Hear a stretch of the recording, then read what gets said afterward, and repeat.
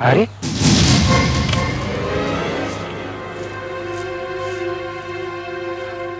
ये कौन सोया है?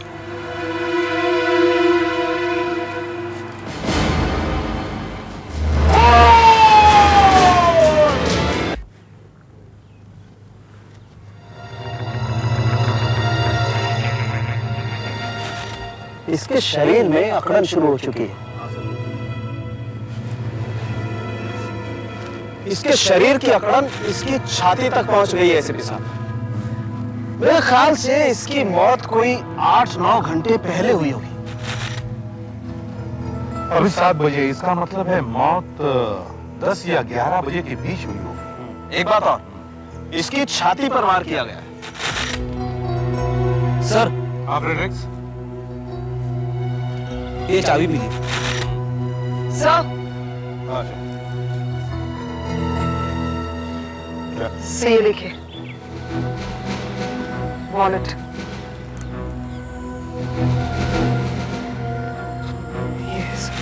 जयराम प्रधान, 18 ग्लोरी विला, 20th रोड। ये तो पास में ही है। लगता है किसी ने इसे लूटने की कोशिश की है, बाद में लाश को यहाँ फेंक दिया गया। हो सकता है। सर, हाँ भैया। सर ये यहाँ पर पड़ी मिली। यहाँ किसी अंधे की वॉकिंग स्टिक लगती है सर। सर, एक कंबल भी है। लगता है यहाँ कोई अंधा आदमी सो रहा था। ताज्जुब है, अगर वो आदमी अंधा था तो अपनी स्टिक छोड़ के क्यों भाग गया? जरूर उसने कुछ सुना हो और डर के मारे ऐसे भागा कि उसे इन चीजों का ध्यान ही नहीं रहा। उसे यहां से भागना पड़ा। पहले हम जयराम के घर चलते हैं।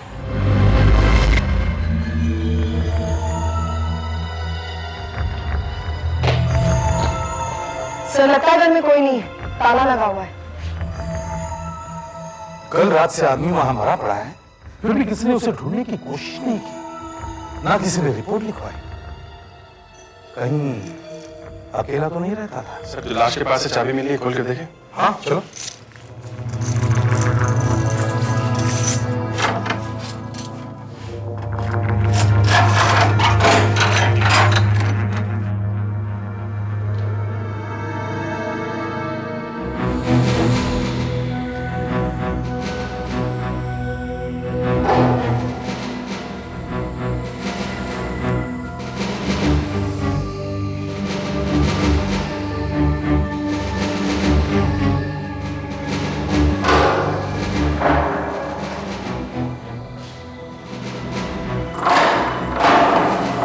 ये दरवाजा बंद क्यों है?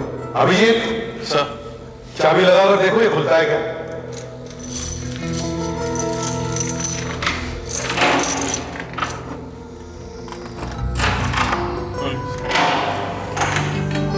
अरे ये क्या? टीवी, वीसीआर, साउंड सिस्टम, घड़ियां, ये सब क्या है भाई? शौक नहीं है सर, धंधा है। ये देखिए, दुकान का मार्क है इसमें, जयराम मनी लेंडर्स। ये आदमी साहूकार था, महाजन। लोगों को सूद पर पैसा देता होगा, उनकी चीजें गिरवी रखता होगा। ये सारी चीजें गिरवी रखी हुई है। अभिजीत, देखो तो सेफ खुला है क्या? प्लीज देखता हूँ, जयराम की चाबियों में से कोई लगती है। देखो।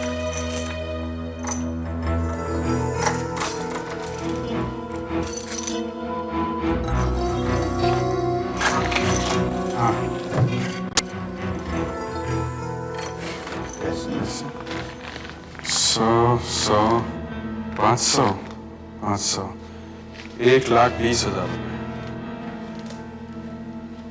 और ये एनवेलप, इसमें भी पैसे हैं सर। ये 9,000 रुपए लिखा है और मिस्टर वीरेंद्र और मधु का नाम है। शेयर सर्टिफिकेट, गैब्रोटेक्स टेक्सटाइल्स 100 शेयर्स, किसी श्रीकांत एम विनोद के नाम पर। श्रीकांत एम विनोद जयराम, क्या संबंध हो सकता है? Shrikant M Vinod 100 shares Gabrotex textiles. Shrikant M Vinod. हाँ दे सर, पड़ोसियों से पता चला है कि यहाँ उनके फैमिली में और कोई भी नहीं है, सिर्फ एक भतीजा है किशन, जो कभी कभी यहाँ आता है। मुझे उसका नंबर मिल गया सर। बुला लो उसे। परीक्षित साहब, आप इनके यहाँ काम करते हैं ना? जी, पिछले 18 सालों से। जरा ये बताइए, आप हर रोज दुकान कितने बजे बंद करते हैं? जी, वैसे तो हर रोज शाम 7:15 बजे दुकान बंद कर देते थे, लेकिन कल दोपहर को ही बंद करती थी। अच्छा, ऐसा क्यों? सर, पिछले कुछ दिनों से मेरी बहन एमके हॉस्पिटल में थी, तो जयराम जी ने मुझे कह रखा था कि मैं केवल सुबह दुकान पर आऊं। कल जयराम जी की तबीयत अचानक खराब होगी, तो मैं दुकान बंद करके सीधा उनके घर चला गया और उनको 9,000 रुपया दे दिया, जो लोगों की पेमेंट आई थी। उसके बाद मैं सीधा उनके घर से हॉस्पिटल चला गया। बस वो मेरा उनसे आखिरी बार मिलना था।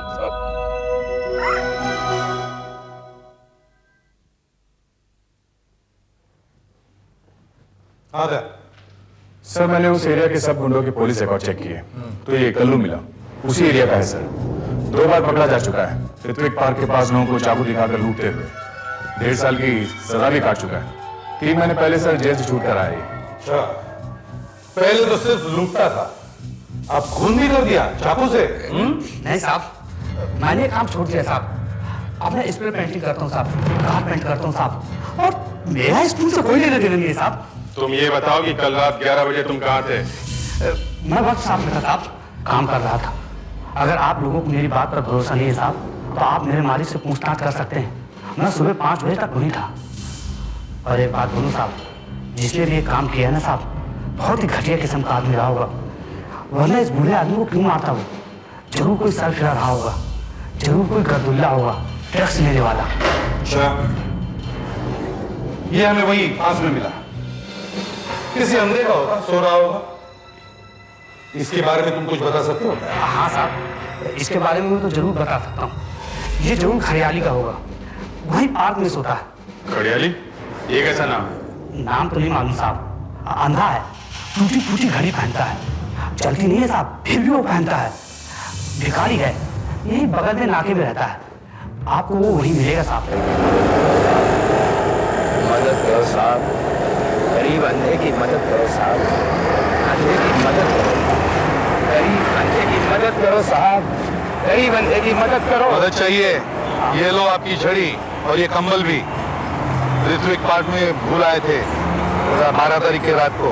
आप लोग कौन है साहब? करो आपको मेरा नाम? करो मत घड़ियाली, एसीपी प्रद्युमन सीआईडी से हूँ। 12 तारीख की रात को क्या हुआ था वहाँ? मैं तो समझा नहीं साहब। तुम वहाँ पे घर से भाग गए थे, अपना कम्बल और छड़ी छोड़ के। क्या हुआ था? बताओगे कि सीआईडी ऑफिस ले चले, वहाँ बताओगे?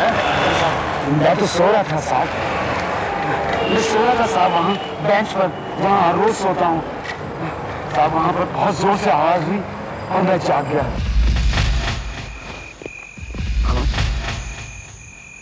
कौन है वहाँ?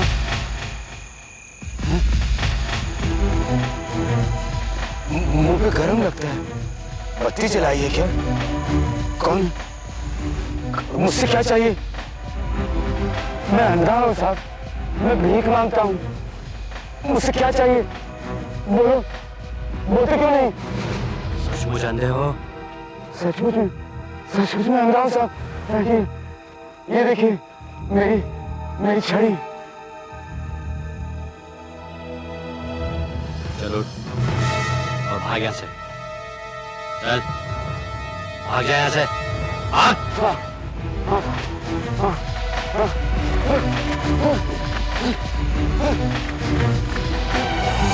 कैसे बताऊं साहब कि वो कौन था? मैं बहुत डर गया था साहब, बहुत डर गया था। और कितने लोग थे? मैं छड़ी छोड़कर भागा भी साहब। हाँ, लेकिन कितने लोग थे? चीख की आवाज सुनी थी, चीख की। मेरे कान बहुत तेज है साहब, मैंने कोई चीख नहीं सुनी। अच्छा ये बताओ कितने लोग थे? तुमने पैरों की आवाज से तो तुम्हें पता चला होगा। हाँ साहब, पैरों की आवाज से लगता था कि एक ही आदमी। अगर खड़ियाली जी, ये बता सकते हो कि कितने बजे थे उस वक्त? अंधे से टाइम पूछ रहे हैं साहब। मेरे लिए क्या दिन और क्या रात। अरे साहब रात का 10 बजा होगा, क्योंकि मैं गाड़ी की तरफ आ रहा था तो मैंने दुकानों के शटर बंद होने की आवाज़ सुनी थी साहब। अच्छा ये बता, तुमने बताया था गाड़ी से कुछ आवाज आ रहा है? हाँ साहब। कैसी आवाज थी? मैं कैसे बताऊं साहब, वो जो जहाँ से धुआं निकलता है ना साहब। साइलेंसर? हाँ साहब, हाँ साहब, हाँ। उसके फटने की आवाज़ थी, पटाखों जैसी आवाज़ थी साहब। लेकिन साहब एक बात बोलूं, गाड़ी की हालत बहुत खराब थी। पुरानी गाड़ी होगी, मेरे ख्याल से वही गाड़ी है। अच्छा घड़ियाली जी, तुम हमारे साथ चलो। हैं? चलो आओ, डरो मत।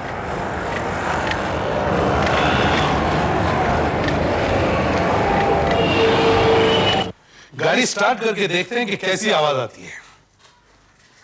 दया, गाड़ी स्टार्ट करो।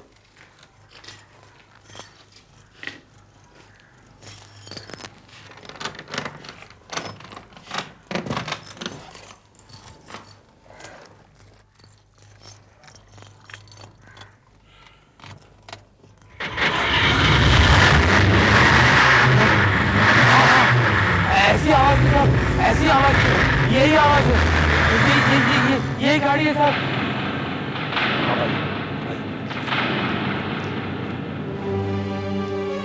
साइलेंसर वाकई फटा है सर, इसी की आवाज आ रही है। मतलब घड़ियाली ने जयराम की गाड़ी की आवाज सुनी थी।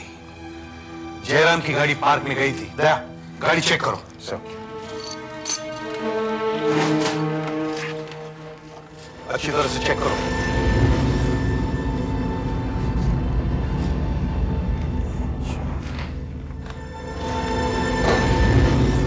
सर, हाँ भी, यहाँ पर खून के धब्बे हैं सर।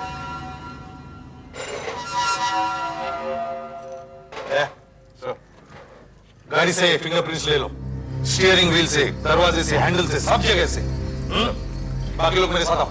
फ्रेडिक्स, दरवाजा खोलो। सर।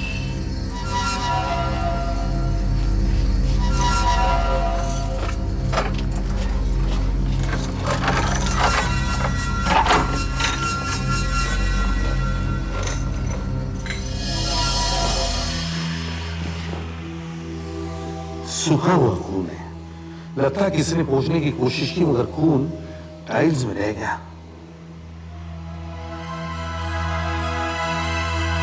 इसे जयराम के खून के साथ मिला के देखेंगे।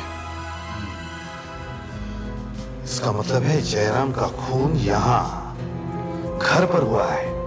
यह कोई पार्क में लूटने बूटने का केस नहीं है। बाद में लाश को गाड़ी में डालकर पार्क में फेंक दिया गया होगा।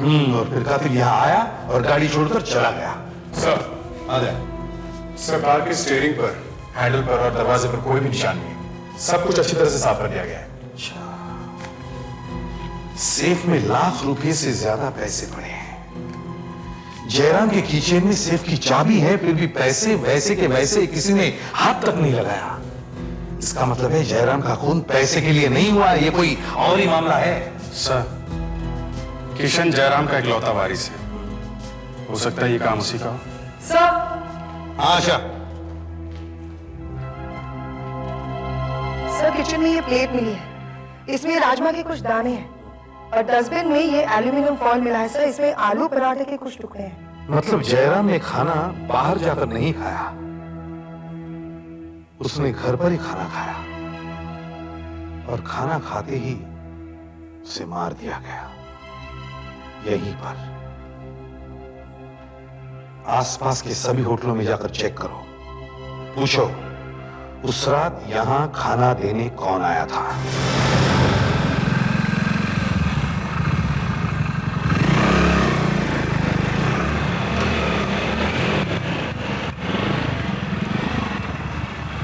ये इसी होटल से जयराम के घर में खाना जाता था, पर उस रात नहीं गया। मैंने भी 4 रेस्टोरेंट चेक किए सर, 2 में तो आलू पराठे बनते ही नहीं है और बाकी 2 घर में खाना नहीं बेचते। इधर पायल और स्वागत है, वो मैंने चेक किया, उनके यहाँ भी होम डिलीवरी नहीं है। सुधाकर को भी कुछ पता नहीं चला सर।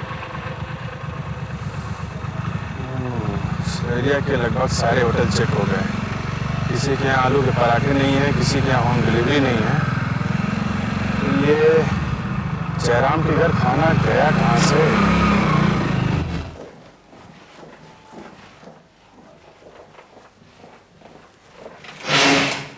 सर, हाँ अभिजीत, मैंने पड़ोसियों से मालूम किया, जयराम ने किसी के घर में भी खाना नहीं खाया था।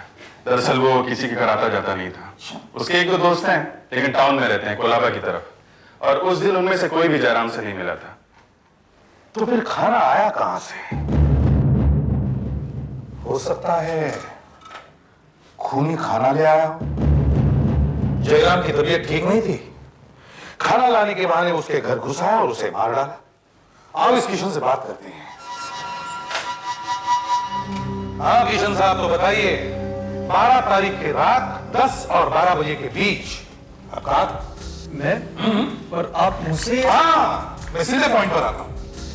आपके अंकल का खून उनके ही घर में हुआ है। वहां कोई चोरी डकैती नहीं हुई है, ये कुछ और ही मामला है और हमें तुम पर शक है। हमने तुम्हारे अंकल के वकील से बातचीत की है। उन्होंने हमें बताया कि तुम्हारे अंकल के पास काफी पैसा था, करीब 2 करोड़ की संपत्ति थी उनके पास, और उन्होंने उसकी वसीयत अभी तक नहीं बनवाई थी। और कानूनन उस संपत्ति के हकदार सिर्फ तुम ही हो। अब मुझे पता तो था कि अंकल के पास पैसा है, लेकिन इतना पैसा है ये मुझे नहीं पता था। मैं तो अंकल को कहता रहता था कि अपनी खटारा कार बदल लो, पर अंकल कहते थे कि उनके पास पैसा ही नहीं है। वो 1 मिनट, आपका मतलब कि मैं 2 करोड़ के लिए अंकल का खून कर दूंगा? हाँ, शायद तुम्हें पैसों की जरूरत हो, और 2 करोड़ रुपए तुम्हें तभी मिलते जब तुम्हारे अंकल की मौत हो जाती। इसलिए तुमने सोचा कि अंकल को उड़ा ही देते हैं। फिर अब साफ साफ बताओ कि उस वक्त तुम कहां थे? मैं पिक्चर देखने गया था, वर्का थिएटर में। अकेले गए होंगे? जी, किसी ने देखा भी नहीं होगा आते जाते। नहीं, हमेशा यही होता है सर, आदमी अकेले पिक्चर देखने जाता है और किसी ने भी उसे नहीं देखा होता है। देखो, हमारी परमिशन के बगैर तुम ये शहर छोड़ नहीं सकते। मैं तुम्हें गिरफ्तार नहीं कर रहा हूं, मगर याद रखो तुम पर कड़ी नजर रखी जा रही है। सुधाकर सर चलो।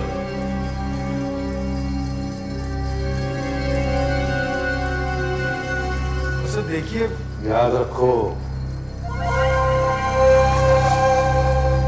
सर, दया और आशा एमके हॉस्पिटल गए हुए हैं जयराम के असिस्टेंट परीक्षित से मिलने के लिए।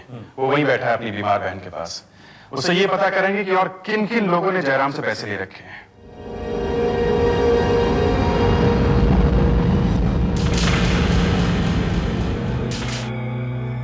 जी बताइए। परीक्षित जी, एक बात बताइए, इन दिनों किसी के पैसे आने वाले थे क्या? जी हाँ, मैंने आपको बताया था ना, उसी दिन 9,000 रुपये आया था मधु और वीरेंद्र साहब का। और एक मिस्टर माइकल थे जिन्होंने 2 लाख रुपया देना था। वो खुद जयराम जी के घर जाने वाले थे पैसा देने के लिए, क्योंकि जयराम जी की तबीयत खराब थी ना। उसी दिन? जी हाँ, उसी दिन जिस दिन खून हुआ। और एक मिस्टर विनोद थे जिन्होंने 80,000 रुपया देना था। यानी कि माइकल ने 2 लाख रुपए देने थे और विनोद ने 80,000 रुपए देने थे। जी हाँ, लेकिन साहब एक बात और थी। क्या? एक आदमी हर रोज दुकान पे फोन करता था और फोन पे वो अपना नाम परेश भाई बताता था। मैंने जयराम जी से भी कहा, जयराम जी से उसकी 1-2 बार बात भी हुई। बाद में जयराम जी ने कहा कि अगर उसका फोन आए तो उसे कह दो कि वो दुकान पे नहीं है। किस लिए फोन करता था वो? उस दिन उसका फोन आया था क्या? नहीं, लेकिन साहब उस दिन उसका एक आदमी दुकान पे आया, बड़ा खतरनाक दिखता था। क्या किया उसने? साहब वो मुझे धक्का मार के दुकान के अंदर घुस गया। उसने पूरी दुकान की तलाशी ली।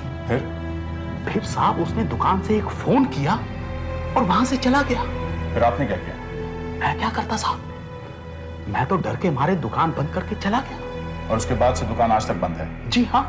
उस फोन पर हमें उसकी उंगलियों के निशान मिल सकते हैं। यस। आप हमें दुकान खोलकर वो टेलीफोन इंस्ट्रूमेंट दे सकते हैं? जी बिल्कुल। हम वो टेलीफोन इंस्ट्रूमेंट ब्यूरो ले जाना चाहते हैं। जी।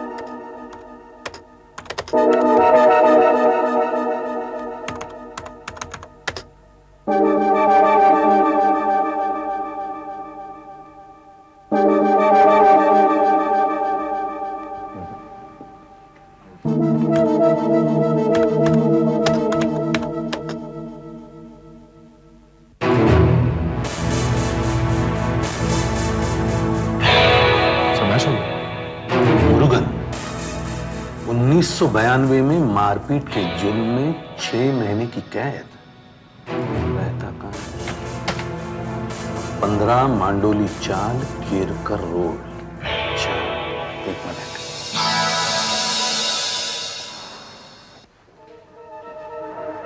सुधाकर सर। परीक्षित साहब को लेकर आओ। परीक्षित जी, चलिए।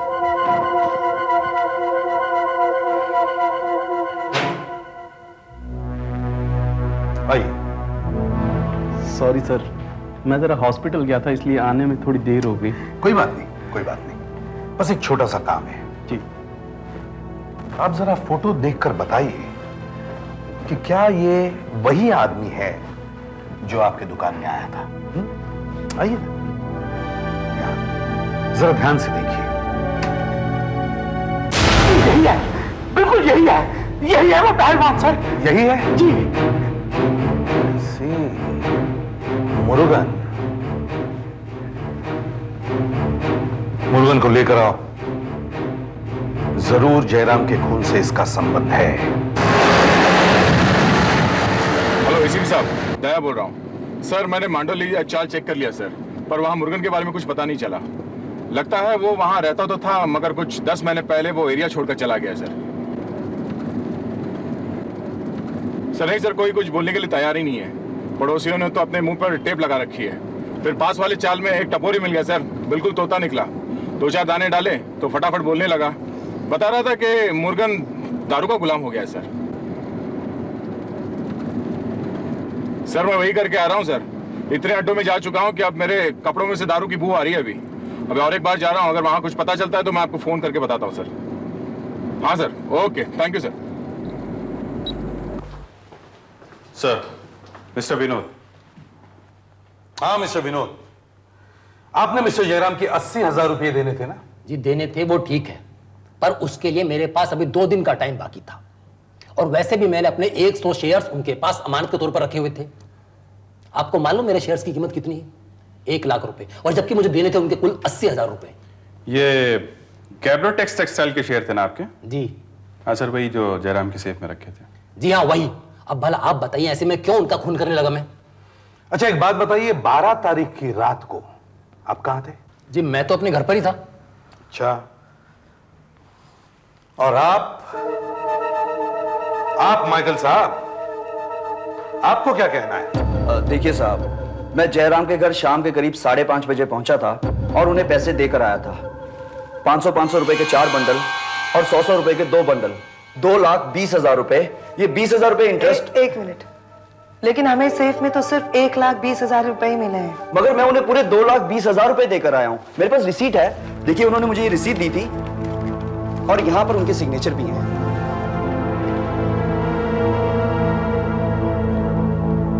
साहब, मैं जब उनके घर से निकला था तो वो बिल्कुल ठीक ठाक थे। आप ये बात उससे पूछ सकते हैं, वो किशन से।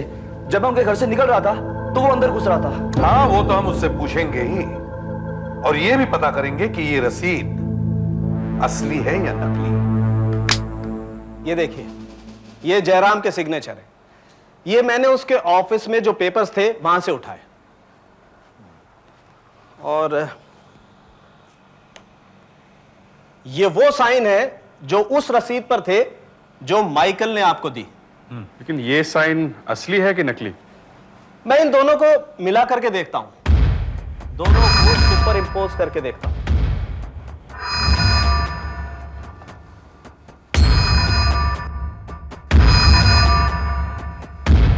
ये देखिए, ये दोनों साइन एक जैसे हैं। ये इसका मतलब जयराम के ही साइन है। इसका मतलब माइकल ने पैसा जरूर लौटाया होगा एसीपी साहब। तो फिर सेफ में से पैसा गया कहां? सेफ में से 1 लाख रुपया गया कहां? सर। आशा, सर किशन, मैंने इससे पूछताछ की। इसने माइकल को अपने अंकल के घर से निकलते हुए देखा था। इसका मतलब है माइकल ने तुम्हारे अंकल को नहीं मारा, मगर तुम ये जरूर जानते थे कि माइकल वहां पैसे लाया है, और 1 लाख रुपए के लालच में तुमने अपने अंकल को मार दिया। शायद। सर, ये आप क्या कह रहे हैं? मैं अपने अंकल, वो तो मेरे अंकल थे सर। आ गया। कुछ पता चला मुर्गन का? नहीं सर, किसी को इसके बारे में कुछ नहीं पता। फिर मुझे एक आइडिया है सर। मुर्गन इससे पहले एक बार जेल जा चुका है, तो मैंने कोर्ट में जाकर वो पेपर्स देखे सर। कुछ मिला? हाँ सर, मालूम है सर उसका जमानत किसने दी थी? किसने? परेश मित्तर ने। परेश भाई? हाँ, मुझे उसका एड्रेस मिला वहां, और मैंने उसके बारे में पूछताछ भी की सर। वो तो बहुत ही पहुंचा हुआ आदमी है सर। उसका बेटिंग का धंधा है और वो एक बुकी है। वो जयराम को लगातार फोन करता था, लेकिन उसका जयराम से क्या काम? हमें परेश भाई को मिलना चाहिए। हाँ तो परेश भाई। अरे साहब लोग, जयराम को 50 बार फोन क्यों करता है? इस पहलवान को क्यों भेजा तूने उसके ऑफिस में? साहब, जयराम से अपना कोई लेना देना नहीं है। उसका भतीजा है ना किशन, उसने हमारा बहुत पैसा देने का है। किशन? किशन? हाँ साहब, उसको बेटे का बहुत चस्का है। उसने 1 लाख रुपया देना था हमारा, पर देने का नाम नहीं। फिर पता चला कि जयराम उसका चाचा है। तब मैंने जयराम को फोन किया। फिर जयराम ने क्या कहा? उसने पैसे देने से मना कर दिया। उसने कहा जिसने किया वो भुगतेगा। तब मैंने ये मुर्गन को भेजा। सेफ में से 1 लाख रुपया गायब है, और जयराम भी मर गया। साहब, हमने कुछ नहीं किया साहब। मैंने सिर्फ किशन को फोन किया था और उससे कहा था कि आज रात तक मुझे पैसा चाहिए, नहीं तो हाथ पैर तोड़ देगा। हाँ साहब, और उसी रात मुझे सारा पैसा वापस मिल गया। तुम्हारा सारा पैसा वापस मिल गया?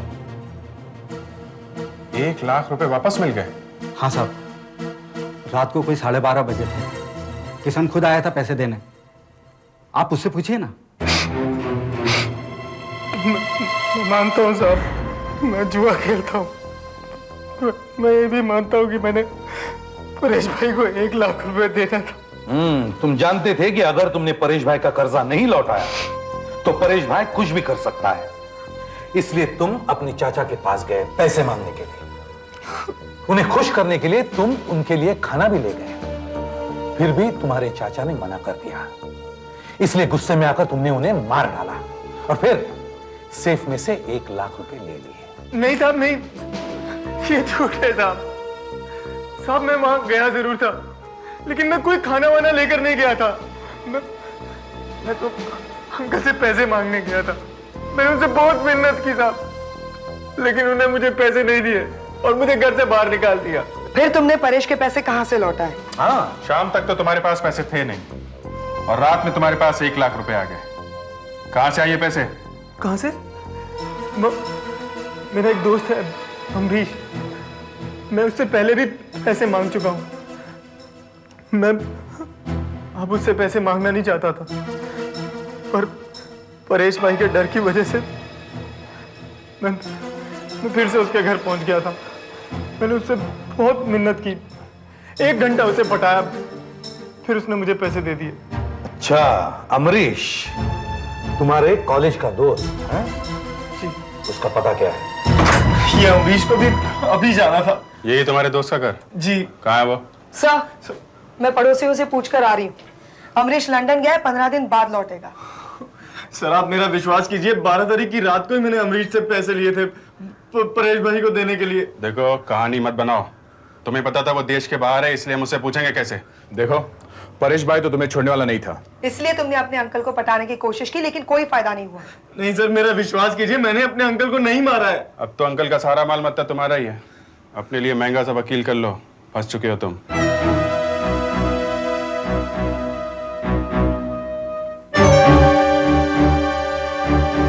सर, ये रहा आज का पेपर। हाँ, देखते हैं गैब्रोटेक्स टेक्सटाइल का क्या हाल है, शेयर का भाव क्या है। सट्टा बाजार।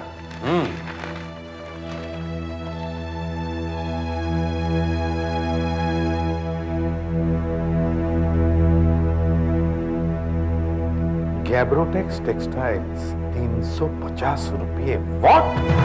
सिर्फ 350 रुपये? लेकिन सर, सिर्फ 350 रुपए से क्या मतलब निकलता है? देखो, विनोद ने जयराम से 80,000 रुपये उधार लिए, जिसके बदले में उसने अपने शेयर्स गिरवी रख दिए। अगर उसके शेयर की कीमत 80,000 रुपये नहीं होती तो उसे उधार मिलता ही नहीं। लेकिन ऐसा नहीं हुआ।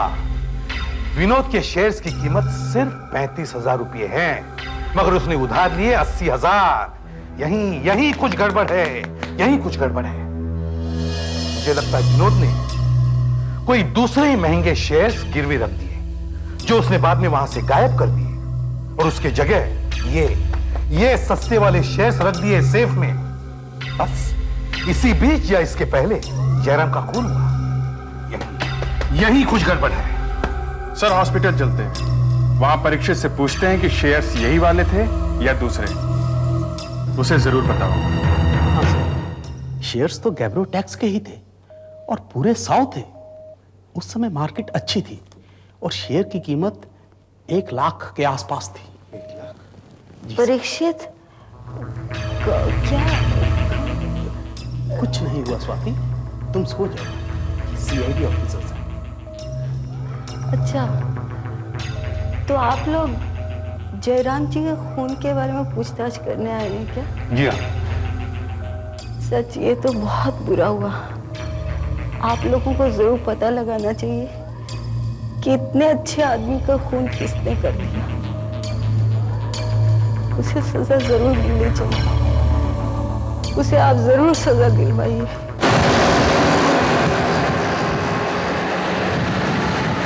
सर, परीक्षित जी जो कह रहे हैं उससे एक बात बिल्कुल साफ है, विनोद खूनी नहीं है। और खूनी परेश भाई मुर्गन भी नहीं है सर। माइकल ने जो 2 लाख रुपए लिए थे उसे तो लौटा दिए, तो खूनी वो भी नहीं हो सकता।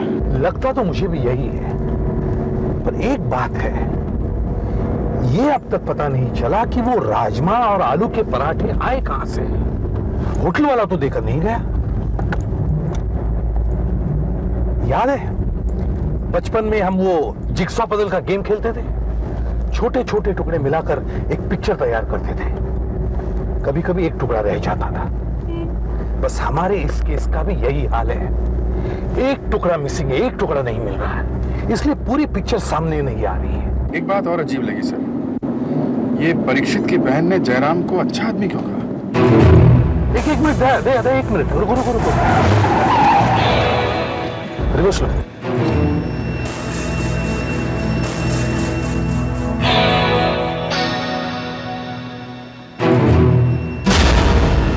हमारी जिक्सॉ पजल का मिसिंग टुकड़ा मिल गया। अगर जो मैं सोच रहा हूं वो सही है, तो हमारे दोनों सवालों का जवाब मिल गया कि वो खाना आया कहां से और परीक्षित की बहन जयराम को अच्छा क्यों कह रही थी। होटल को चेक करो, ये हॉस्पिटल के बिल्कुल पास में ही है। आप लोग फिर से? पहचानो इसे। क्या ये वही आदमी है जो तुम्हारे यहाँ आया था? जरा ठीक से देखो। हाँ साहब, ये वही आदमी है। इसी ने 2-3 दिन पहले हमारे वास्ते खाना ले गया था। क्या हो रहा है ये सब? हाँ, थोड़ी देर पहले आपने कहा कि जयराम बच्चे आदमी थे, कैसे? वो बड़े ही नेक इंसान थे, देवता। उन्होंने मेरी बीमारी का सारा खर्च उठाया, मेरे ऑपरेशन का, अस्पताल का। लोग कहते थे कि वो बहुत कंजूस आदमी है, लेकिन जरूरत के वक्त उन्होंने ही परीक्षित को पैसे दिए। कब दिए थे उन्होंने पैसे? जिस दिन मौत हुई थी उस दिन। तुम्हारे भाई को कोई पैसे वैसे नहीं दिए उन्होंने। इसने उनसे जबरदस्ती पैसा छीना है। मैं समझी नहीं। जयराम को तुमने मारा परीक्षित, तुमने? नहीं। हाँ, तुम उस रात जयराम से मिलने के लिए हॉस्पिटल से निकले। रास्ते में तुमने खाना पैक कराया, राजमा और आलू के पराठे। जाकर तुमने उन्हें खिलाया, और फिर भी जब जयराम ने पैसे देने से मना कर दिया तो तुमने अपना कंट्रोल खो दिया, उन्हें मारा, सेफ में से 1 लाख रुपए लिए और उनकी लाश को पार्क में फेंक दिया। नहीं, ये नहीं हो सकता। परीक्षित कहना ये नहीं हो सकता। तुमने कुछ नहीं किया, ये झूठ है। नहीं, ये सच है। मैंने उसे मार दिया, मैंने उसे मार दिया साहब। 18 साल तक मैं जयराम जी के यहाँ नौकरी करता रहा। इतनी सी तनख्वाह में मैंने जैसे तैसे करके अपना गुजारा किया, लेकिन मैंने उफ तक नहीं की। जब मुझे पैसे की जरूरत पड़ी तो उन्होंने मुझे पैसा देने से मना कर दिया। अरे साहब, वो करोड़पति आदमी था, 1 लाख रुपया तो मुझे आसानी से दे सकता था, लेकिन नहीं, उस कंजूस ने मुझे पैसा देने से मना कर दिया। क्या कहा उसने? कहने लगा, अबे कहां से लौटाएगा पैसा, लॉटरी लगी है क्या? बस साहब, उसका इतना कहना था कि मैं आपे से बाहर हो गया। मेरे सर पर जैसे भूत सवार हो गया था और मैंने उसे मार दिया। साहब, मैं क्या करता? मेरी बहन की जिंदगी का सवाल था साहब, मैं क्या करता?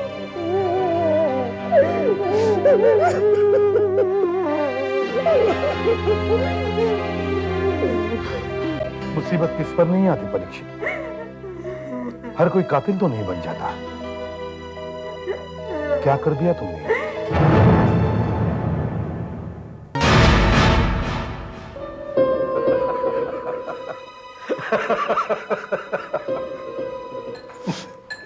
आशा, बाकी तुम्हारा फ्लैट बहुत अच्छा है, लेकिन तुम यहाँ अकेली रहोगी? सर, इतने साल पीजी रहने के बाद अब जाकर पूरा फ्लैट लिया है। खुशी तो बहुत हो रही है, लेकिन अकेले रहने की आदत नहीं है ना, इसलिए सोचियो किसी सहेली को बुलाऊं साथ में रहने के लिए। That's good. किराया तो बहुत होगा। नहीं, बहुत ज्यादा नहीं है, एरिया अप मार्केट नहीं है ना, इसलिए।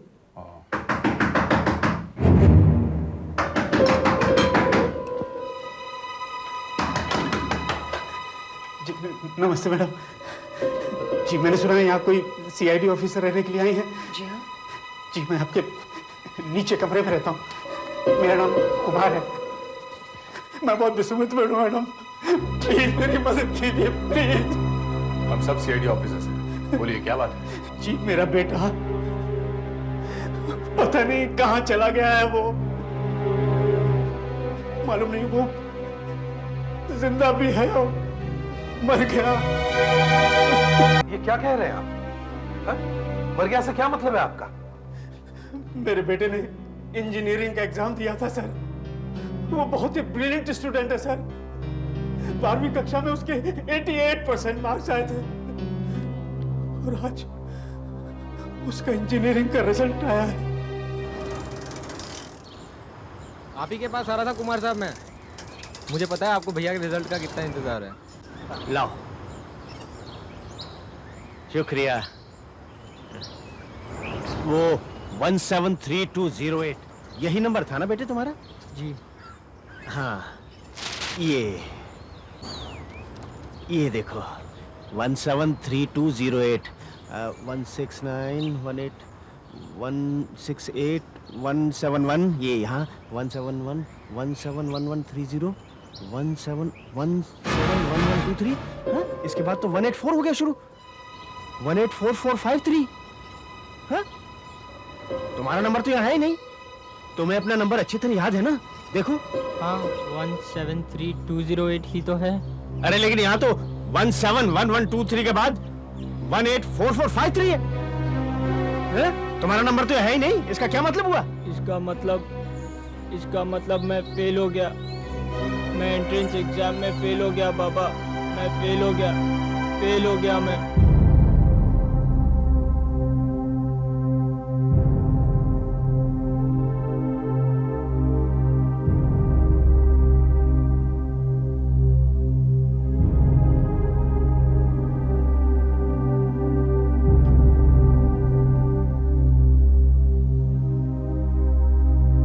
गए। क्यों अपने दोस्तों के साथ अपने फेल होने का जश्न मना के आए हो? हैं? नहीं नहीं बेटाई, मैं तो चुप रहो। तुम्हें जब ये किताबें पढ़नी थी तब तो तुमने पढ़ी नहीं। अब इन्हें पढ़ने से क्या फायदा? मालूम है ना कैसे मर मर के मैंने तुम्हें ये किताबें खरीद के दी थी, और कितनी मुश्किल से मैं तुम्हारी फीस जमा कराता रहा हूं। एक वेटर की तनख्वाह होती ही कितनी है, फिर भी मैंने अपना पेट काट काट के तुम्हें पढ़ाया, तुम्हारे इंजीनियर बनने का सपना देखा। सोचा था तुम इंजीनियर बन जाओगे तो हमारे सारे संकट, सारे कष्ट दूर हो जाएंगे, लेकिन तुमने मेरे सारे सपनों पर पानी फेर दिया विवेक। बाबा मुझे माफ कर दीजिए। अब बहुत देर हो चुकी है बेटे, मेरे ड्यूटी पर जाने का समय भी हो गया है। अगर मैं टाइम से नहीं पहुंचा तो ये नौकरी भी जाती रहेगी और फिर हम कहीं के नहीं रहेंगे।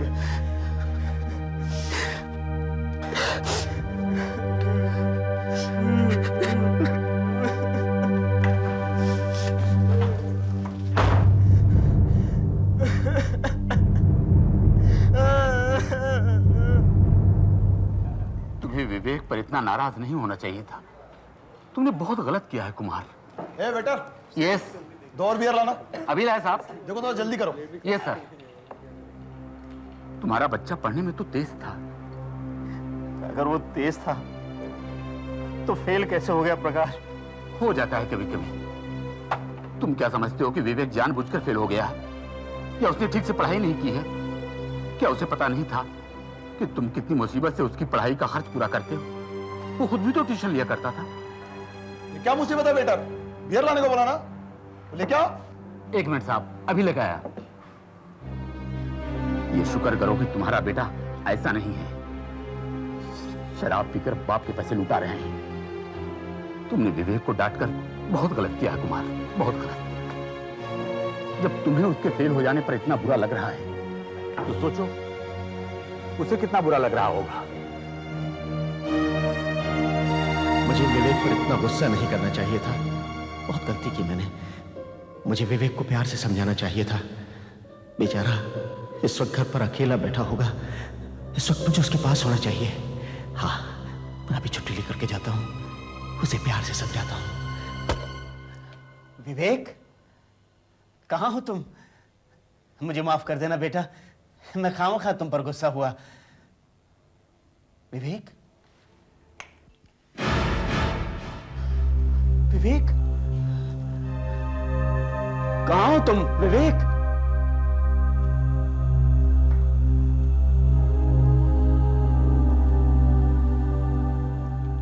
कहां गए ये?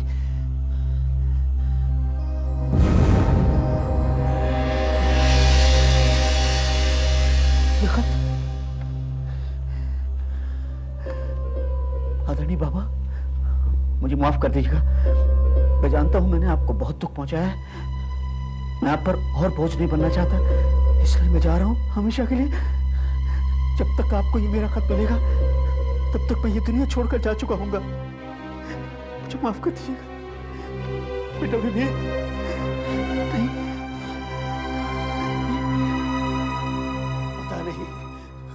पता नहीं वो कहां चला गया होगा। मालूम नहीं वो जिंदा भी है या नहीं।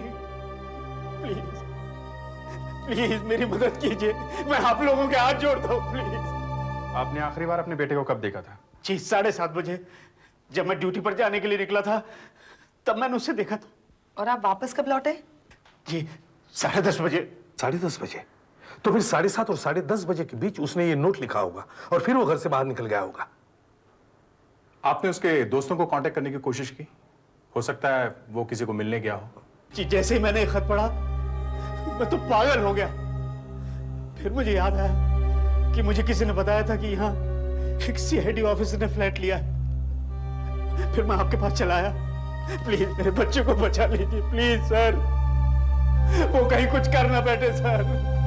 चलो, मैं तुम्हारा कमरा देखना चाहता हूँ, शायद कुछ सुराग मिल जाए।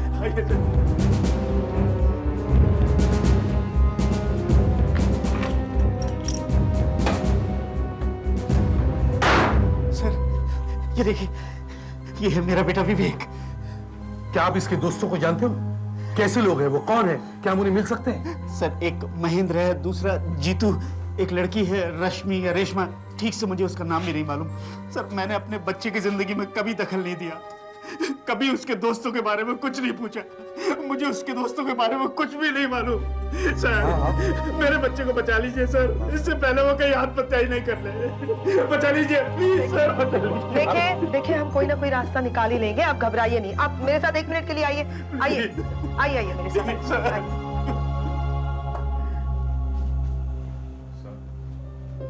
क्या आपको लगता है ये लड़का आत्महत्या कर लेगा? लगता है। वाकई? मगर क्यों? अभिजीत, इस शहर में जीना बहुत मुश्किल है, मगर मरना बहुत आसान है, बहुत आसान है।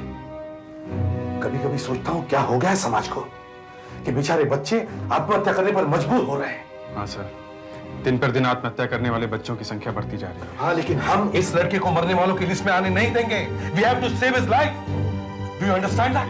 जाओ देखो, कहीं भी डायरी वगैरह मिलती है, देखो जल्दी देखो। सर यहाँ टेलीफोन की डायरी कहीं नहीं दिख रही। ठीक है, इस फोटो की कॉपीज बनाकर सब जगह भेज दो और हमारे पुलिस पेट्रोल टीम को कहो कि वो सब रेलवे लाइंस और समुद्र के किनारों को चेक करें। सर, 1 मिनट दया, 1 मिनट रुकना जरा। कुमार साहब, यहाँ आने के बाद आपने किसी को फोन किया था? फोन? ये नहीं, चिट्ठी मिलती तो मैं सीधा आपके पास चला आया। सर, हो सकता है कि विवेक ने यहाँ से जाने से पहले किसी दोस्त को फोन किया। फोन में रीडायल बटन हमें पता चल सकता है सर। Good point. कुमार साहब, जरा फोन का रीडायल बटन दबाकर देखिए, देखिए वहां से कौन उठाता है।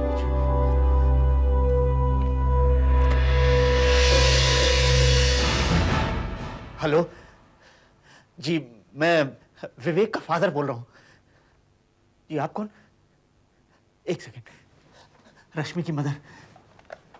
हेलो, नमस्ते, मैं एसीपी प्रद्युमन बोल रहा हूँ, सीआईडी से। देखिए, मुझे कुमार साहब के बेटे विवेक के बारे में कुछ पूछना है। क्या रश्मि घर पर है? जरा बुलाइए उसे प्लीज। एक मैं बुलाती हूँ। मैं रश्मि, बेटा इधर आना। जी मम्मी। सीआईडी वालों का फोन है। सीआईडी वालों का? तुम्हारा दोस्त है ना विवेक, उसके बारे में पूछ रहे हैं, उसके घर से ही बोल रहे हैं, कुछ गड़बड़ है। हेलो, जी हाँ मैं रश्मि बोल रही हूँ। हाँ रश्मि, देखो एक बात बताओ, क्या विवेक ने आज शाम को आपसे फोन पर बात की थी? जी हाँ, उसके बाद वो हमारे घर भी आया था। आया भी था? हाँ। कितने बजे? यही कोई 1-1.5 घंटे पहले। 1-1.5 घंटे पहले? और अब बज रहे 11:15। इसका मतलब है वो वहाँ 10 बजे के आसपास आया होगा। जी हाँ, मगर ये सब आप किस लिए पूछ रहे हैं? देखो बेटा, पूरी बात बताने के लिए मेरे पास समय नहीं है, बस सिर्फ ये बताओ कि क्या उसने आपको बताया था कि वो कहाँ जा रहा है और उसका मूड कैसा था? मूड? जी हाँ, वो बहुत परेशान सा लग रहा था और गुमसुम भी था। मगर ये सब आप क्यों पूछ रहे? प्लीज आप बताइए ना। उसने कुछ कहा आपसे? कुछ कहा तो नहीं वैसे। अच्छा खैर, आप अपना एड्रेस दीजिए, हमारे ऑफिसर्स वहां पर आएंगे आपके घर पर। जी देखिए, मैं विवेक के घर के पास ही रहती हूँ, 15 Lovedale apartment, Surajmal road. 15 Lovedale apartments, Surajmal road. हाँ थैंक यू बेटा। दया, आशा, रश्मि के घर जाकर पूछताछ करो, लगता है वो कुछ छुपा रही है।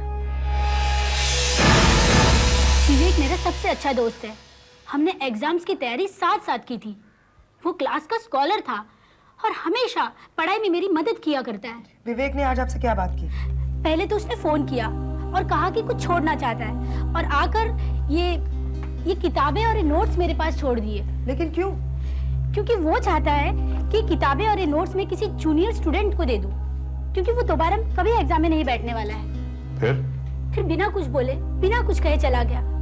बहुत उदास लग रहा था। आपको कुछ नहीं मालूम कि वो कहाँ गया होगा? आपके पास उसके किसी और दोस्तों के नंबर भी होंगे, जरा दीजिए। हो सकता है वो किसी और को भी मिलने गया हो। सर, ये पासबुक मिली है विवेक के नाम की। विवेक का बैंक अकाउंट है क्या? जी, वो 10वीं क्लास के बच्चों को ट्यूशन देता है, उससे जो पैसे मिलते हैं उसी से अपना काम चलाता है। ये क्या? उसने तो आज 1000 रुपये निकाले। इतने पैसे उसने क्यों निकाले? पता नहीं साहब, पैसे के मामले में विवेक बहुत ही समझदार है, कोई फिजूल खर्च नहीं करता और न ही उसे कोई बुरी आदत है। तो फिर ये 1000 रुपये विवेक, ये क्या है? क्या है? ये देखिए सर, तक्षशिला बुक स्टोर्स का बिल है। इसमें मेडिकल और इंजीनियरिंग की किताबें मिलती हैं और ये क्या, तारीख भी आज की है। इसका मतलब है उसने आज यहाँ से किताब खरीदी है। कौन सी किताब? देखो तो। शायद ए है, PASR18DOX। सर बहुत खराब लिखावट है, पढ़ा नहीं जा रहा है। कुमार साहब, आप कह रहे थे कि विवेक 4 बजे तक घर पर था और उसके बाद में फिर 7:30 बजे वापस लौटा जी। तो उसका मतलब है विवेक ने 4 और 7:30 बजे के बीच बैंक में जाकर पैसे निकाले और फिर ये किताब खरीदी हो। सर अगर विवेक आत्महत्या करना चाहता था तो ऐसी हालत में किताब क्यों खरीदेगा? बेटा विवेक साहब, एक मोटी सी किताब उसके हाथ में थी तो सही, लेकिन यहाँ तो वो नहीं दिखती। खैर, दुकान का टेलीफोन नंबर तो है, मगर दुकान तो बंद हो गई होगी। फिर भी टेलीफोन डिपार्टमेंट से हम पता कर सकते हैं कि इस दुकान का मालिक कौन है।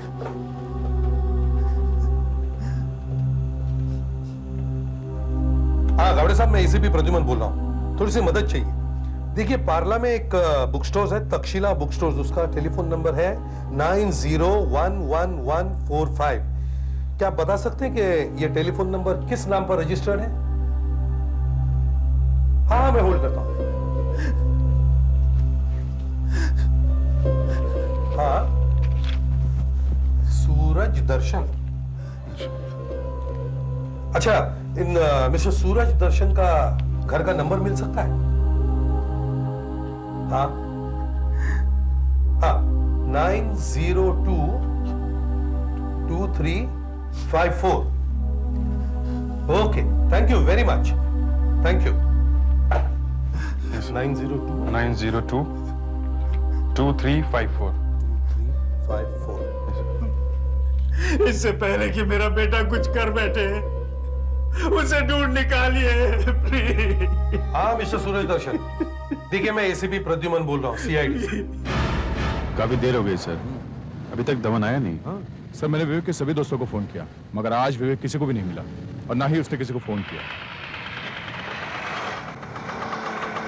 मिस्टर धवन, सर देरी से आने के लिए माफी चाहता हूँ। आखिर बात क्या है? धवन साहब, फोन पर तो मैं कुछ ठीक से समझ ही नहीं पाया। आज आपकी दुकान से एक लड़का एक किताब खरीद कर लेकर गया, ये रही उसकी रसीद। क्या आप बता सकते हैं कौन सी किताब थी? और ये, क्योंकि ये PASR हमारे कुछ समझ में नहीं आ रहा है। ये सर वॉल्यूम 18 है, ये सूरज प्रकाशन की वॉल्यूम 18 है। अच्छा, ये मेडिकल की बुक है। मेडिकल? ये 18 क्या है? और ये लॉक स्टॉक्स, इसका क्या मतलब है? ये 18, ये मेडिकल गाइड का वॉल्यूम 18 है। और ये जो PH टॉक्स है ना, ये फार्मास्यूटिकल टॉक्सिकोलॉजी, ये MBBS स्टूडेंट की बुक है। मेडिकल की किताब विवेक के किस काम की? क्या आप दुकान खोलकर इस किताब की कॉपी दिखा सकते हैं प्लीज? हाँ हाँ, क्यों नहीं। थैंक यू, लाइए। हाँ।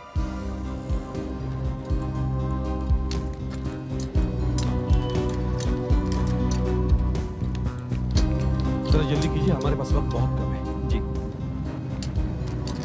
जरा हेल्प।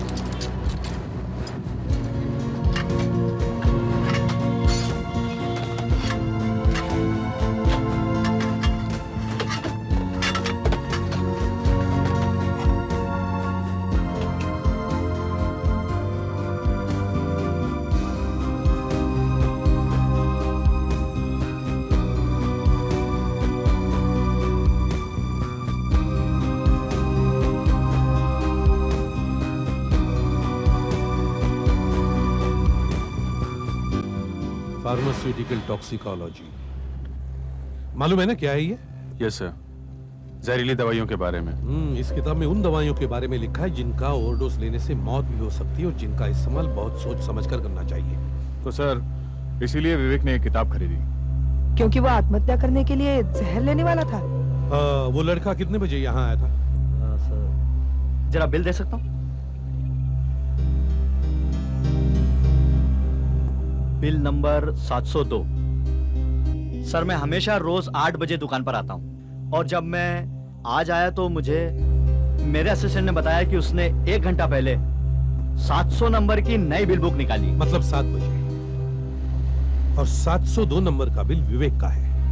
इसका मतलब है विवेक ने 7 बजे के बाद ये किताब खरीदी है। और उसके बाद वो घर गया, मतलब 7:30 बजे। उसके बाद उसने थोड़ा समय किताब पढ़ने में लगाया होगा कि उसे कौन सी दवाई खानी चाहिए। और 9:30 बजे उसने रेशमा को फोन किया और 9:45 बजे उसके घर पहुंचा। और उसके बाद वो दवाई लेने गया, मगर तब तक तो सभी दवाई की दुकानें बंद हो गई होगी। तो उसे डे एंड नाइट केमिस्ट से दवाई लेनी पड़ी होगी। इसका मतलब है हमें रेशमा के घर के आसपास के सभी डे नाइट केमिस्ट चेक करने चाहिए। उन्हीं में से किसी एक दुकान में से उसने दवाई ली होगी। Let's go. हेलो अभिजीत, कुछ पता चला? अच्छा, आशा ने तुम्हें कांटेक्ट किया क्या? उससे कुछ? अच्छा ठीक है, मैं उसे कांटेक्ट करूंगा। हाँ मैं वहीं पहुंचता हूँ। ओके।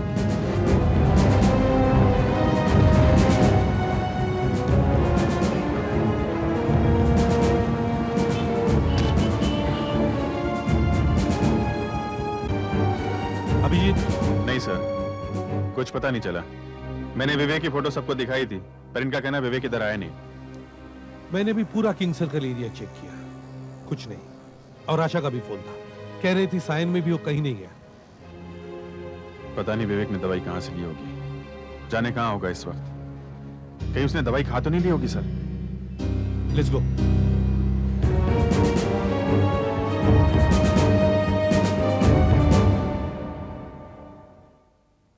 सीआईडी, सब इंस्पेक्टर दया।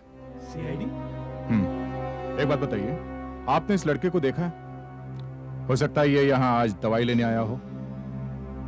हाँ, ये तो वही लड़का है जो कुछ देर पहले आया था। हाँ साहब आया था और हमसे दवाई भी लेके गया। आया था? हाँ। आखिर उसने दवाई खरीदी ली, कैसे रोका जाए उसे? सीआईडी, सब इंस्पेक्टर दया। सीआईडी? एक बात बताइए, आपने इस लड़के को देखा है? हो सकता है ये यहाँ आज दवाई लेने आया हो। हाँ, ये तो वही लड़का है जो कुछ देर पहले आया था। हाँ साहब आया था और हमसे दवाई भी लेके गया। आया था? हाँ। आखिर उसने दवाई खरीदी ली, मुझे एसीपी साहब को बताना चाहिए। हेलो, हाँ दया बोलो। क्या उसने गोलियां खरीद ली? कितने देर पहले? अच्छा, किधर है वो दुकान? अच्छा ठीक है, तुम वहीं पर रुको, हम अभी वहां पहुंच रहे हैं।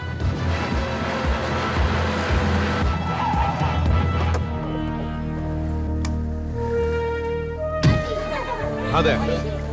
सर विवेक यहाँ आया था 1 घंटे पहले। फोटो को ठीक से देखा? यही लड़का है वो?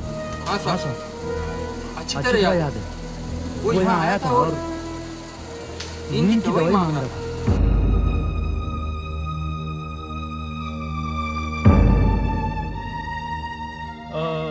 दो स्ट्रिप कैलोक्सिन 50 मिलीग्राम देना प्लीज। कैलोक्सिन? ये तो नींद की गोलियां हैं, हम ऐसे नहीं दे सकते। डॉक्टर का प्रिस्क्रिप्शन चाहिए, बिना डॉक्टर की पर्ची के हम दे नहीं सकते। डॉक्टर की पर्ची है ना मेरे पास? 1 मिनट। ओह नो, डॉक्टर की पर्ची तो मैं घर पर भूल आया। सॉरी बॉस, फिर तो हम आपको ये नहीं दे सकते। बिना प्रिस्क्रिप्शन के दवाई देना कानून के खिलाफ है। बहुत स्ट्रांग दवाई है, नींद की गोलियां। अगर 4 भी ज्यादा खा ली ना तो सीधे ऊपर का टिकट करता है। अरे यार मेरी प्रॉब्लम समझने की कोशिश कीजिए यार, मेरी माँ बहुत बीमार है। आज रात को हमें हैदराबाद की गाड़ी पकड़नी है। Please try and understand. यार आप हमारी मुसीबत भी समझो। बिना डॉक्टर की पर्ची के ये दवाई हम आपको नहीं दे सकते, मतलब नहीं दे सकते। अच्छा एक आप काम कीजिए, आप डॉक्टर माधवन से पूछ लीजिए, उन्होंने ही ये दवाई मुझे लिख कर दी थी मेरी माँ के लिए, Bharti Joshi. Please come on, try and help me. Doctor Madhavan, लेकिन इस वक्त तो अभी कहाँ मिलेंगे? डिस्पेंसरी तो बंद हो गई। हाँ बंद, कभी की बंद हो गई होगी। प्लीज मेरी मदद कीजिए यार। अच्छा 1 मिनट, क्या बोलते हैं? दे दे। हाँ यार, लगता है प्रॉब्लम लगता है कुछ इसका। हाँ यार, और फिर डॉक्टर माधवन का ही तो पेशेंट है। हाँ ठीक है, दे देते। हाँ दे दे। का है वो। उसने पासी के डॉक्टर का नाम नोट कर लिया और इनसे दवाई ले ली। पर बात क्या है साहब? ना तो उसके पास डॉक्टर का प्रिस्क्रिप्शन है, ना ही उसकी कोई माँ है। ये दवाई उसने आत्महत्या करने के लिए ली है। तुम लोगों को बेवकूफ बना गया वो। जब बिना प्रिस्क्रिप्शन के दवाई देना कानून के खिलाफ है, तो तुम लोगों ने उसे दवाई दी कैसे? तुम लोगों के खिलाफ एक्शन लिया जा सकता है। सर। हाँ आशा। सर ये देखिए, केलॉक्सिन 50 mg ये रहा। केलॉक्सिन घातक नशीली दवा। ओवरडोज खाने से आदमी मर भी सकता है। घातक डोज 800 मिलीग्राम। अगर उसने 800 मिलीग्राम खा लिया तो मर जाएगा। सर विवेक ने 50 मिलीग्राम की 20 गोलियां ली है, मतलब 1000 मिलीग्राम। इतनी गोली खाने तो मर जाएगा सर। सर ये देखिए, यहाँ लिखा है केलॉक्सिन का ओवरडोज लेने के 15 मिनट बाद ही आदमी कोमा में चला जाता है और उसके आधे घंटे में उसकी मौत हो जाती है। 15 मिनट में कोमा? हमें किसी भी हालत में उसे ढूंढना ही होगा। अगर वो दवाई खाने वाला था तो वो ऐसे जगह जाकर बैठेगा जहां उसे कोई तंग नहीं करेगा। Yes sir. कोई होटल सर, कोई होटल। इसीलिए शायद उसने 1000 रुपए निकलवाए थे होटल का किराया देने के लिए। हो सकता है। जब वो दवाई लेकर यहाँ से गया तो वो किस तरफ गया, कैसे गया? रिक्शा से गया, टैक्सी से गया कि पैदल गया? कैसे गया? जल्दी बताओ। सर सड़क तो एकदम खाली थी, ट्रैफिक भी नहीं था। मेरे ख्याल से पैदल गया होगा वो। नहीं, मैं देखा साहब वो टैक्सी में गया। जैसे ही वो यहाँ से बाहर निकला, सामने एक टैक्सी आकर रुकी और वो उसी में चला गया। टैक्सी में? हाँ, उसमें से दिनेश साहब उतरे थे। ये दिनेश कौन है? पीछे की बिल्डिंग में रहते हैं, फर्स्ट फ्लोर पर। वो उतरे और वो लड़का उसमें बैठकर चला गया। दिनेश पीछे के बिल्डिंग में, फर्स्ट फ्लोर। Let's go. घड़ी एकदम चकाचक लग रही थी, बिल्कुल नई जैसी, और अंदर हरे रंग की लाइट जल रही थी और उस लाइट से मुझे बहुत खुंदक आ रही थी। गाने चल रहे थे अंदर। और ड्राइवर कैसा था? ड्राइवर यही कोई 20-22 साल के आसपास होगा। एक सरदार जी था। टैक्सी? आपने टैक्सी कहाँ से ली थी? चेंबूर से टैक्सी ली थी मैंने, मार्बल फैक्ट्री के बाहर से। रास्ते में टैक्सी वाले ने आपसे कुछ बातें की? जैसे वो लोग अक्सर गप्पे मारते हैं। बातें? अरे सर बातें इतनी कर रहा था कि पूछो मत। सड़क पर गड्ढे पड़े हुए ना, तो रास्ते भर में म्युनिसिपैलिटी वालों को गालियां देते हुए आ रहा था। कुछ और, कोई और बात जल्दी से उस टैक्सी ड्राइवर के बारे में बता सकते हैं? टैक्सी इसी साइड की थी, क्योंकि मैंने 2-3 ड्राइवरों से पूछा, यहाँ आने के लिए कोई तैयार ही नहीं था। ये बहुत जल्दी राजी हो गया, क्योंकि इसे धंधा बंद करके इधर ही आना था।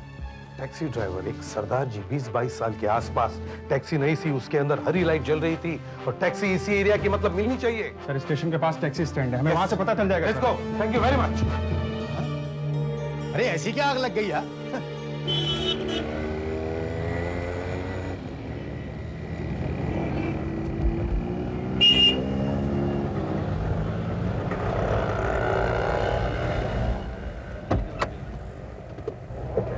सब शायद कोई पैसेंजर है। हाँ देखो, आने दो। मगर है कौन ये लोग? क्या मालूम, पूछो। हाँ साहब कहाँ जाएंगे? हम लोग सीआईडी से। सीआईडी? हम एक ड्राइवर की तलाश है। सरदार जी हैं, उनकी नई टैक्सी है। अंदर हरी लाइट जलती है और गाने बहुत बजाता है वो। गाड़ी के अंदर हरी लाइट जलती है? यहाँ तो 3-4 सरदार हैं। पता नहीं ये सरदार की बात कर रहे हैं। ये सरदार जी जो है 20-22 साल का लड़का है, बातें बहुत करता है। बातें बहुत करता है? तुम्हें मालूम है? कहीं आप जग्गू की बात तो नहीं कर रहे? कहाँ रहता है ये जग्गू? जगजीत नाम है उसका। हाँ, कहाँ रहता कहाँ है? यही रहता है रॉक्सी टॉकीज के पीछे, बेनी चौल में। रॉक्सी टॉकीज के पीछे बेनी चौल।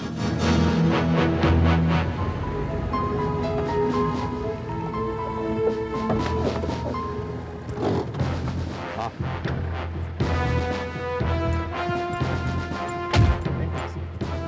आप में से जग्गू कौन है? जगजीत टैक्सी वाला? साहब कौन है आप लोग? हम सीआईडी से पूछताछ करने आए। हाँ, तुमने चेंबूर से एक सवारी ली थी और धनसुख रोड पर छोड़ी, और फिर वहां से एक लड़का तुम्हारी टैक्सी में बैठा। हाँ साहब बैठा तो था। ये देखो, ये वो लड़का था। हाँ जी साहब यही लड़का है, पर बात क्या है? उसे कहाँ उतारा था आपने? कहाँ छोड़ा था उसे आपने? उसने मुझे कहा कि वो बाहर से आया है, पूना से, और उसे किसी होटल में जाना है। कह रहा था कोई सस्ता सा होटल हो। जी बस मैं उसे छोड़ा है। कहाँ छोड़ा था उसे जल्दी बताओ। वो जी होटल समरा ना, वो मेरबाग के पास है जी, बस वहीं छोड़ दिया था जी मैंने। कितने बजे थे उस वक्त? वो जी घंटा को होया होगा। क्यों, कोई परेशानी है? कुछ किया उस लड़के ने? कुछ किया नहीं है, करने वाला है। वो फिर छड्डो, चलो मैं बताता हूँ कहाँ छोड़ा था। कौन? वेटर।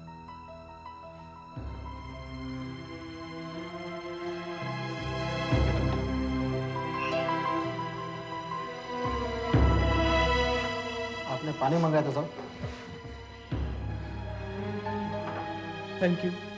आप जाइए प्लीज, मुझे डिस्टर्ब मत करना। प्लीज जाइए। हेलो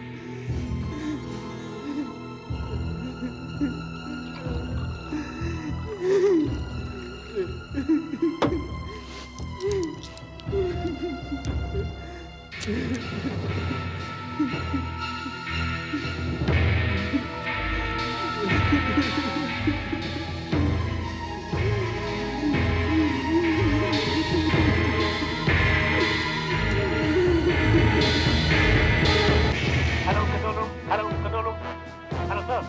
सर मैं इस एरिया के सभी होटल छान मारे मगर उस लड़के नहीं पर पता नहीं लगा है सर। कोशिश करते रहो, डैम इट, कोशिश करते रहो। हाँ, हम लोग वहीं पहुंच रहे हैं। और सुनो, उस एरिया में अगर पेट्रोल वैन हो तो उनसे भी कहो वहां पहुंचने के लिए। देखो, एक 20 साल का लड़का आत्महत्या करने जा रहा है। Yes, don't forget that, understand? हाँ, कोशिश करते रहो।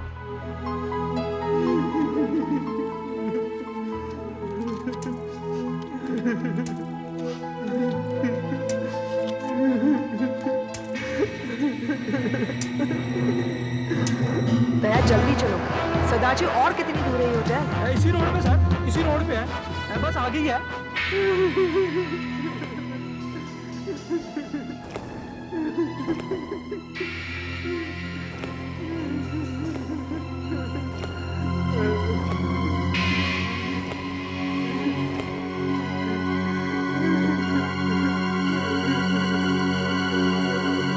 Hello control room, patrol van का क्या हुआ? कांटेक्ट हुआ? Yes sir. Sir patrol van से कांटेक्ट हो चुका है, वो कुछ ही देर में आपके पास पहुंच ही होगी। ओवर। एम्बुलेंस का इंतजाम हुआ? Over. Yes sir. Sir ambulance भी यहाँ से निकल गई है। ओवर।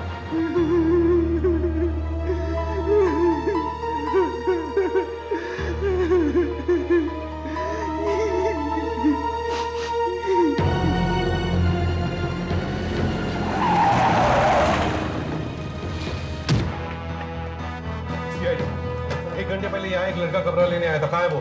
नहीं साहब, यहाँ तो कोई नहीं आया था। देखो, बकवास मत करो, हमें पता है वो लड़का यहाँ आया था। यही होटल है साहब, मैंने उसे यहीं छोड़ा था। ये उसका फोटो है।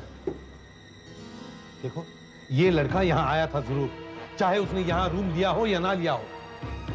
अच्छा, तुम्हारे अलावा यहाँ और कोई ड्यूटी पर है? हाँ सर, जब मैं खाना खाने के लिए गया था तो शिशिर नाम का एक लड़का था। बुलाओ उसे। मैं भी बुलाता हूँ। शिशिर, शिशिर। देखो, हम लोग सीआईडी से हैं। इस फोटो को ध्यान से देखो। ये लड़का यहाँ आया था? जी सर, आया था। कह रहा था कि पूना से आया हूँ, एक कमरा चाहिए। सामान नहीं था सर उसके पास। मुझे कुछ गड़बड़ सा लगा। वो इस वक्त कहाँ होगा? क्या मालूम सर कहाँ होगा। कमरे के लिए पूछ रहा था, लेकिन मैंने मना कर दिया। हमें तो लगा हम मंजिल के बहुत पास हैं। लेकिन एक बात है सर, क्या? मैंने उससे कहा था कि तुम पुष्पक होटल चले जाओ, वहाँ तुम्हें कमरा मिल जाएगा। पुष्पक होटल कहाँ है? यही सर, दूसरी गली में है, ये सिग्नल के पास ही है। Good, thanks. मुझे पता, चलिए मैं बताता हूँ।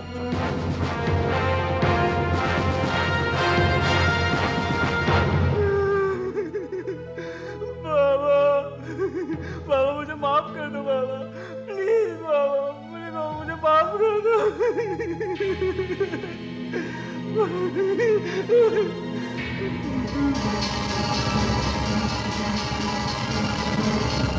क्या 311 नंबर साहब, अभी अभी पानी पिला कर आ रहा हूँ। 1 मिनट सर, इसके बाद आपको डिस्टर्ब ना करें।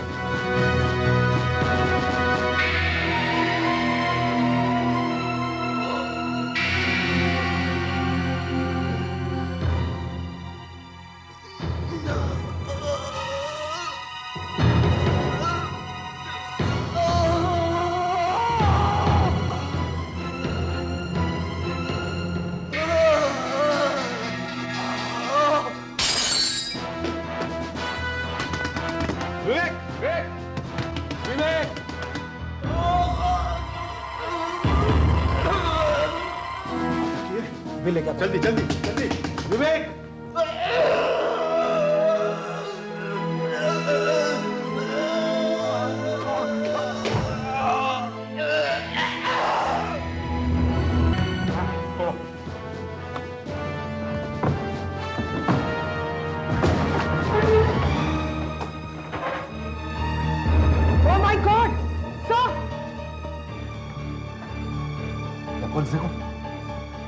विवेक, इसकी पल्स तो ना के बराबर है, हालत बहुत खराब है इसकी।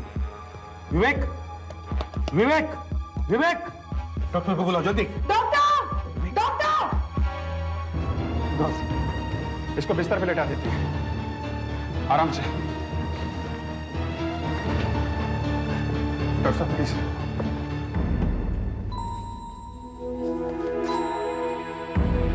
ओह नो, लगता है कोमा में जा रहा है। ही स्लीपिंग। आप कुछ करिए ना प्लीज। देखिए वक्त बहुत कम है, कीजिए आप इसका स्टमक पंप कीजिए। ट्यूब दो मेरे पास। ओह माय गॉड, इसने तो कैलोजिन खाई है। इसे पेप्रामाइसिन का इंजेक्शन लगाना पड़ेगा।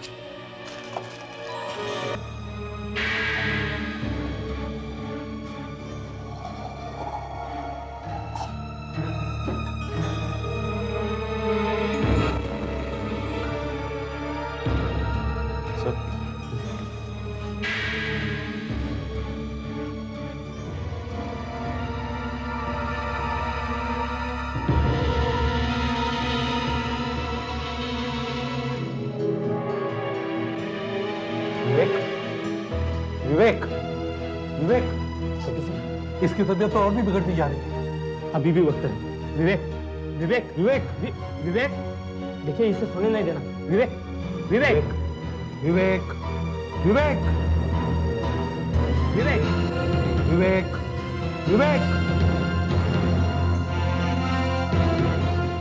इसने आंखें खोल दी है, जल्दी से इस हॉस्पिटल ले चलो। बेटे विवेक, विवेक, बेटे विवेक, विवेक। कुमार साहब, आपका बेटा बच गया, उसे होश आ गया। आइए। विवेक, अब इसकी तबीयत कैसी है? अब ये खतरे से बाहर है। बेटा विवेक, भगवान का लाख लाख शुक्र है बेटे कि तुम बच गए। मुझे माफ कर दो बेटा, मुझे माफ कर दो। बाबा, बाबा, बाबा, मैंने 20 गोलियां खाई थी, फिर मैं जिंदा कैसे हूँ? हमने तुम्हें बचा लिया बेटे। विवेक, हमने सुना था तुम एक समझदार लड़के हो, फिर ये क्या किया तुमने? हाँ? मैं फेल हो गया था सर, फिर जीने से क्या फायदा? 1 साल बचाने के लिए तुमने अपनी सारी जिंदगी दांव पर लगा दी, मगर ये नहीं सोचा कि तुम्हारे बाद तुम्हारे बाबा का क्या हाल होगा। अरे पास फिर तो सारी जिंदगी चलता रहता है। अभी से ये हाल है तो आगे चलकर क्या होगा? हैं? मजबूत बनो, थोड़ा लड़ना सीखो। देखो विवेक, परीक्षा में फेल होना कोई बुरी बात नहीं है। बुरी बात यह है कि तुमने अपनी जान लेने की कोशिश की, और ये सिर्फ कायर लोग करते हैं। कुमार साहब, सिर्फ आपका बेटा फेल नहीं हुआ है, बल्कि आप भी फेल हुए हैं। आपने इसे मजबूर किया ये सब करने के लिए।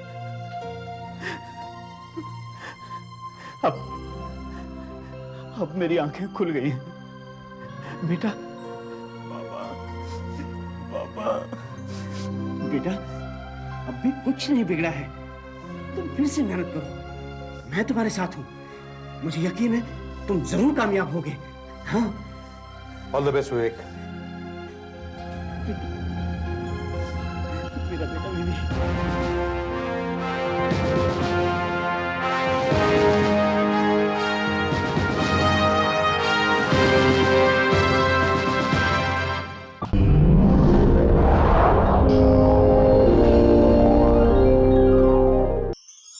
ऐसे और भी मज़ेदार वीडियो के लिए हमारे चैनल को लाइक, शेयर और सब्सक्राइब करें।